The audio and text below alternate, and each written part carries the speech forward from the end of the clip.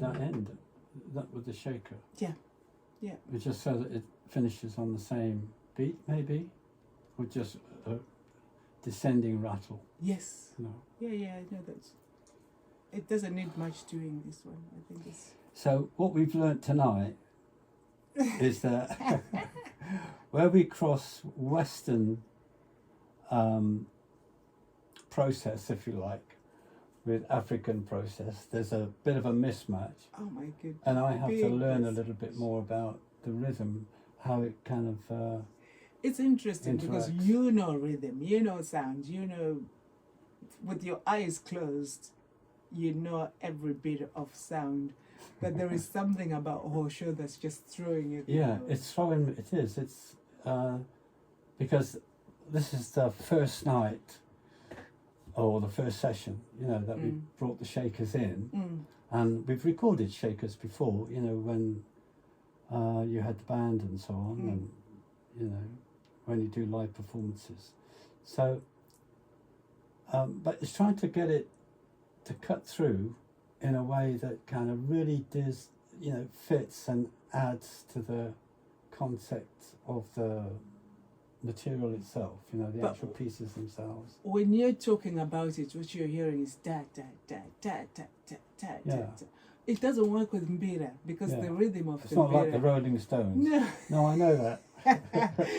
but the actual doubling up, like I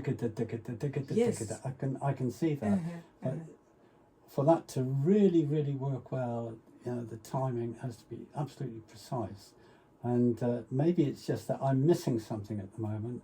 But you've got to feel it as well. You're trying to count bits. Yes. You need to feel the whole rhythm. I'm quite amazed when we've done click tracks where, you know, usually with Western type of music, you know, you do a counting, you know, 1, 2, 3, 4, whatever, right? And it doesn't quite work with your music, does it? It works to a point, but if you've got something like a 6/8, yeah, you can do that. But it's not 6/8; it's like 6 8.5, and maybe 8 1/3, and it doesn't, you know. You know what the joke is with Mbira? No, you tell me that. Usually, when Western people hear it, they want to know where the one is. Right. So there's this saying, "Where is the one?" And you can't explain where the one is because it's the repetition of the rhythm. You know that. Yeah. You almost have to go into a trance before you start trying to work out where the one is. In fact, forget where the one is and just go with the flow of the rhythm. I think so that's where the one that you're talking about is like the first beat of the bar. That's right. Kind of thing. Yeah. And then the singing could start somewhere else completely different. Yeah. To where the Mbira rhythm is starting from. So it's really hard to explain because this is music that wasn't written down. This is music that was passed from generation to generation, and rightly so. I think we still do that, but now you look at other Western ways of recording Mbira, yeah, you can count the beats if you dedicate some time to it. But we don't want to You sort to of play count it by beats. the We feel. want to feel the Mbira, Yeah, you know, yeah. to be part of it, to be one with it, rather than 1, 2, 3, 4, 1, 2, 3, 4. You miss that connection with the ancestors, with the rattles around it. We were talking about something that's come up lots of times. That's all part of singing with the ancestors, being at one with oneself, but also sharing that music. You know, you have to go into a deeper place than being a performer only. You have to connect with the Mbira, and then you give it to your audience. Well, and then the shakers come in. Yes. Whatever speed you're doing, that remains, you know. A constant. Yeah, a constant. And then is that the case with, like, nearly all of the music, or in Shona music? Is that it's like if you were doing like 4/4 time or 2/4 time, it's like pretty easy to follow. It's certainly that with Mbira music. It's the pattern is the same, but then you've got some really good Hosho shaker, Hosho players in Zimbabwe. I think Millicent has to be one of the best Hosho players there is out there. And my auntie in Zimbabwe, Auntie Lillian, I'll have to get her on a it's plane. an instrument, you know. You can't play Mbira without Hosho there. It's the two really go together. Yeah. You know, they're family. And in a way, it's like with the rattling on the Mbira. Yeah. You know, the little bottle tops or shells.